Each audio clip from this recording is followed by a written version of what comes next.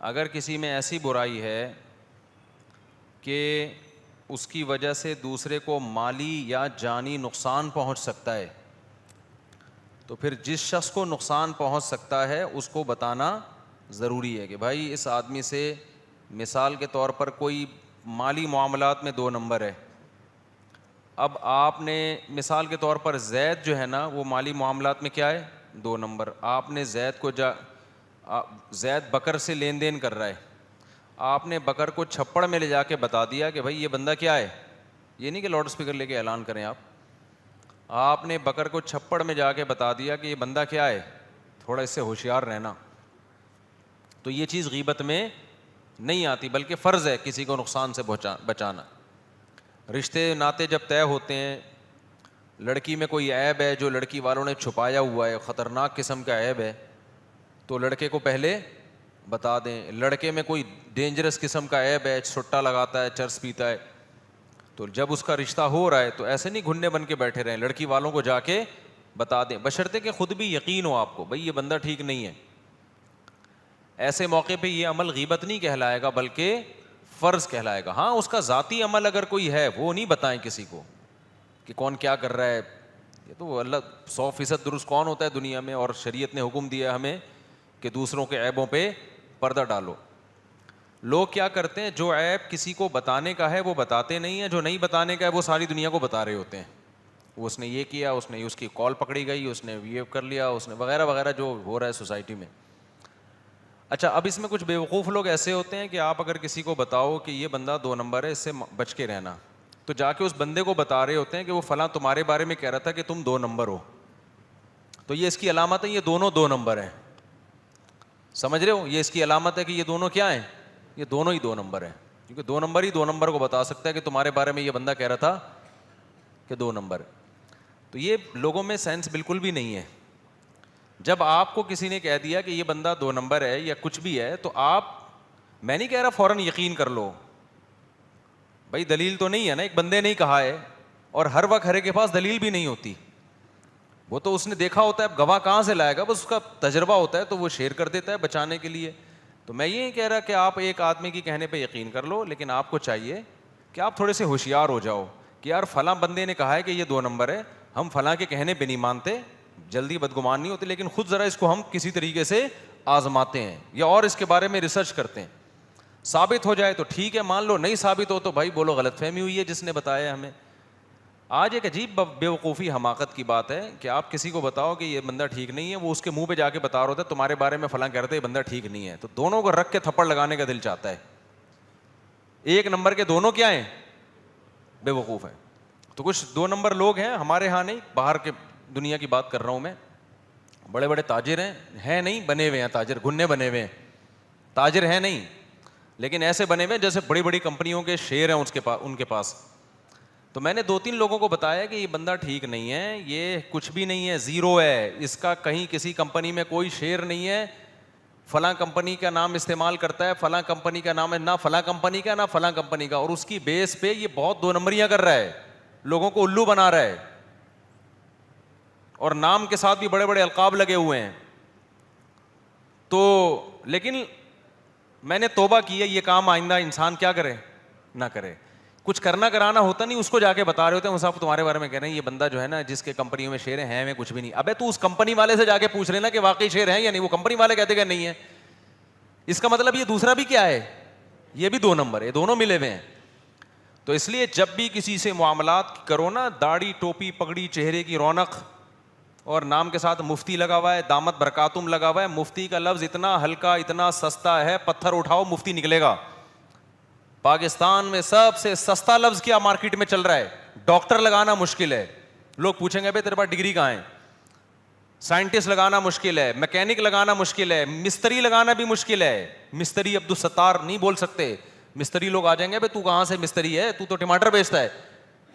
لیکن مفتی کسی بھی پاگل کے ساتھ لگا دو, لوگ کیا کر لیں گے, ایکسیپٹ, بولیں گے یار زبردست, حضرت جی بہت پہنچے ہوئے.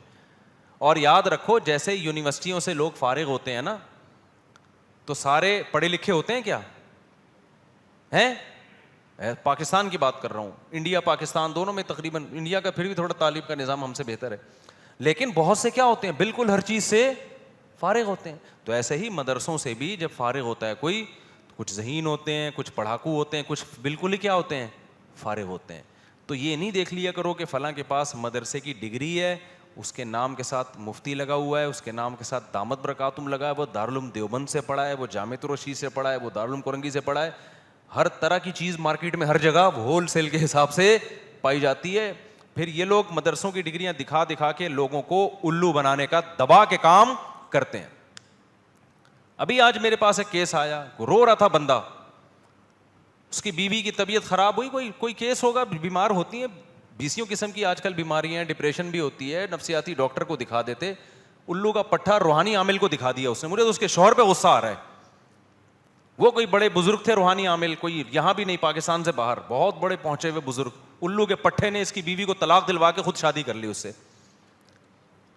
ایسے ہو رہے ہیں, اور بھی کیس ہیں میرے پاس, یہ بزرگوں کے کیسز بتا رہا ہوں. وہ بزرگ نہیں ہوتے, روحانی عامل کا بزرگی سے کیا تعلق ہے یار. میں نے کہا تم نے کمبختوں میرے بیان نہیں سنے, 10 سال سے چیخ رہا ہوں میں, اور یہ ایک کیس تھوڑی ہے میرے پاس تو اور بھی ایسے کیس ہیں. کاؤنسلنگ کی بیوی کی, سمجھایا کہ ایکچولی یہ تم اصل میں اپنے میاں کے ساتھ ایکچولی تمہیں جو ہے نا اصل میں ڈسٹربنس بہت ہو رہی ہے, اور پھر وہ آ رہے ہیں حصار کھینچ رہے ہیں, ہوتے ہوتے وہ بیگم اس کو چھوڑ کے کس پہ لٹو ہو گئی. یہ بڑے ہوشیار لوگ ہوتے ہیں, اندر سے بڑے زہریلے ہوتے ہیں, یہ ایسے نرم لہجے میں ایکچولی کر کے اس کو بات کریں گے, اس کو چھوڑ تو بتا. اور پھر یہ کچھ دن کے بعد رکھ کے, ویسے بھی ان کا روحانی عاملوں میں وفا کہاں ہوتی ہے, ویسے ہی چھوڑ دیتے ہیں اس کو. تو کبھی تمہاری بیوی اللہ نہ کرے بیمار ہو جائے, خدا کے لیے روحانی عامل کے پاس مت لے کے جانا, نفسیاتی ڈاکٹر سے علاج کراؤ, وہ پھر بھی شاید انسان کا بچہ بن کے کچھ میڈیسن دے ٹھیک ہو جائے.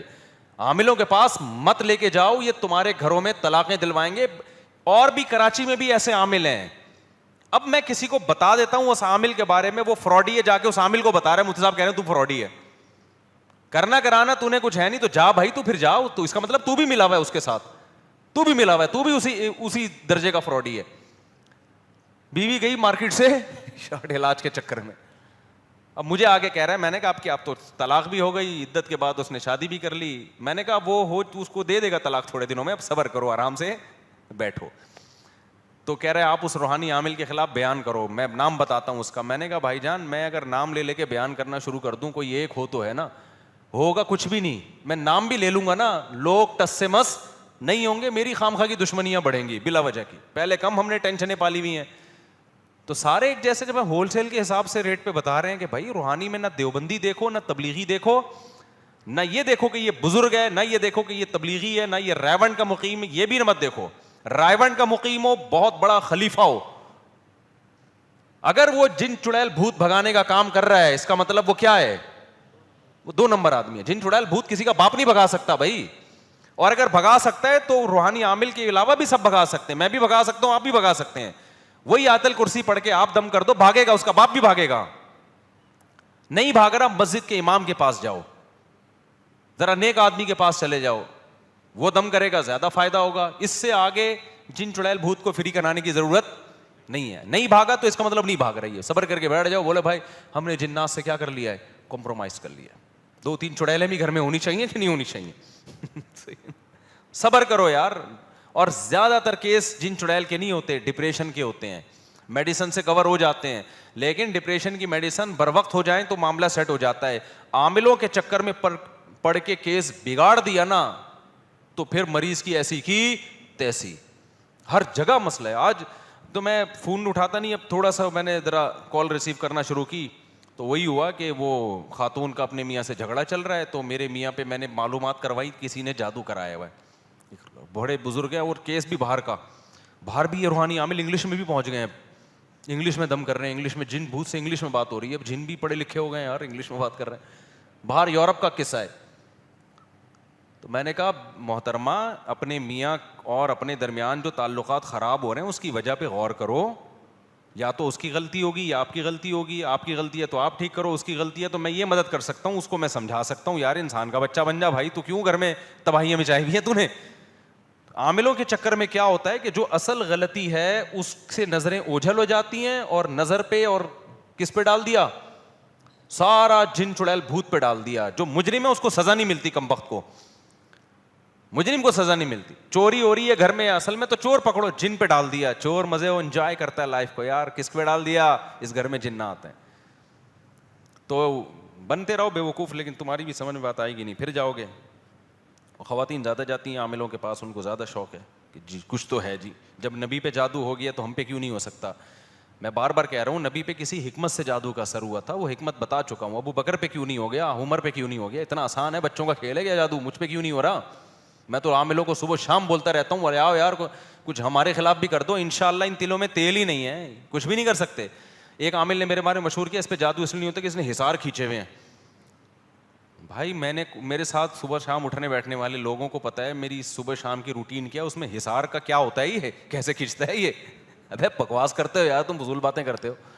حصار کھینچے ہوئے ہیں, ان سے ہو کچھ نہیں رہا, ہوتا ان سے کسی پہ بھی کچھ نہیں ہے. لیکن یہ مسمرزم ہوتا ہے, جو آدمی دماغی طور پر ان کے اثر کو قبول کر لے اس پہ ویسے ہی اثر ہو جاتا ہے. جو نہیں قبول کرتا وہ بیٹھا ہوتا ہے, پتہ ایسی کی تیسی. اور اللہ نہ کرے فیوچر میں بیمار ہو گیا, خدا نہ خواستہ, تو یہ نہیں کہنا عاملوں نے کچھ کر دیا ہے. صحت بیماری ہر ایک کے ساتھ لگی ہوئی ہے. ہمارے حضرت بہت زیادہ عاملوں کے خلاف بولتے تھے, آخر عمر میں حضرت کی آواز بند ہو گئی, وہ گلے میں ورم آ گیا تھا حضرت کے نا, تو عاملوں نے فوراً کہنا شروع کر دیا, دیکھا ہو گیا نا ہمارا اثر. ٹیسٹ ہوا, ڈاکٹروں نے بتایا کہ آپ کے معدے پہ ورم ہے, جس کی وجہ سے گلے میں کیا ہو گیا ہے, اس کا علاج ہوتا ہے. اور وہ بھی حضرت کے بیانات کی کثرت کی وجہ سے ورم آ گیا, بہت زیادہ بیان تھا اس کی وجہ سے ورم آ گیا گلے میں. تو نیچرل ہے یہ. ایک بڑے عالم ہیں یہیں پر رہتے ہیں قریب میں ہی, وہ گلا ان کا بند ہو گیا تھا بیان کر کر کے, اتنا زور سے وہ بیان کرتے تھے کئی گھنٹے. میں نے ایک دفعہ بیان سنا, میں نے کہا ان کا گلا بند ہوگا, گلا بند ہو گیا. انہوں نے فوراً عاملوں سے علاج کروانا شروع کر دیا, اور علاج بھی کر رہے تھے, علاج سے گلا ٹھیک ہو گیا. کیش کس نے کرایا, عامل نے. دیکھا حضرت پہ جادو ہوا تھا, ہم نے کیا, گلا کیا ہو گیا ہے. خطیبوں کے گلے بند ہوتے ہیں, صبح شام بولتے رہتے ہیں, تو گلے نے کیا ہونا ہے, انسان ہے نا, انسانی باڈی کا ایک پارٹ ہے, ایک حد تک برداشت کرتا ہے نا. ابھی میں بھی تو کب سے بول رہا ہوں. جس دن میرا جمعے کا بیان ہوتا ہے, مجھ سے تراویح میں آواز صاف نہیں ہوتی, میری گلا بیٹھا ہوا ہوتا ہے, کیونکہ مجھے پتا ہوتا ہے 2 گھنٹے بیان کیا ہے. تو یہ نیچرل ہے. اب گلا بند ہو گیا, کوئی اللہ نہ کرے, اللہ ہم سب کو صحت سے رکھے, خدا نہ خواستہ کوئی بیماری ہو جائے, تو عامل لوگ اس کو کیش کرائیں گے, بولیں گے ہم نے بولا تھا نا ہمارے خلاف بولتا ہے. تو کبھی بھی عاملوں کی باتوں میں نہ آنا. آپ بولنا بھائی انسان ہے, بیمار بھی ہوتی ہے, بیماری بھی آتی ہے, صحت بھی آتی ہے. تو مفتی صاحب صحت مند تھے, اللہ نہ کرے. اب کیا ہے آج کل تھوڑا سا سیٹنگ کیا چل رہی ہے, آؤٹ چل رہی ہے, تو ڈاکٹر کو دکھایا, اللہ کرے ٹھیک ہو جائے, نہیں تو زیادہ سے زیادہ انا للہ ہو جائے گا, اور کیا ہوگا. اللہ بچائے ہم سب کو جلدی انا للہ سے, عمر میں برکت دے. تو یہ نیچرل ہے, اس کا عاملوں سے کسی کے باپ سے بھی, ورنہ میں 10 سال سے عاملوں کے خلاف بول رہا ہوں, اب تک کیوں نہیں کر دیا, یہ ان کا باپ بھی نہیں کر سکتا. ایک آدمی نے مجھے بتایا کہ عامل نے مجھے دھمکی دی ہے, تیرے اوپر کچھ ہو جائے گا. وہ حضرت میں گھبرا رہا ہوں. میں نے کہا تجھ پہ واقعی کچھ ہو جائے گا, کیونکہ تو نے اپنے دماغ میں مسلط کر دیا. کہہ رہا ہے میں کیسے نکلوں اس مصیبت سے. میں نے کہا عامر کو فون کر کے بول, تیرا باپ میں دم ہے نا, کچھ کر کے دکھا. تو نے 6 جن چھوڑے, میں نے 12 جن چھوڑ دیے تیرے اوپر. میں نے کہا اس اعتماد سے بات کر, کچھ بھی نہیں ہوگا. اس نے ایسا ہی کیا, اللہ کا شکر ہے اب تک فٹ فاٹ چل رہا ہے, وہ بالکل ٹھیک.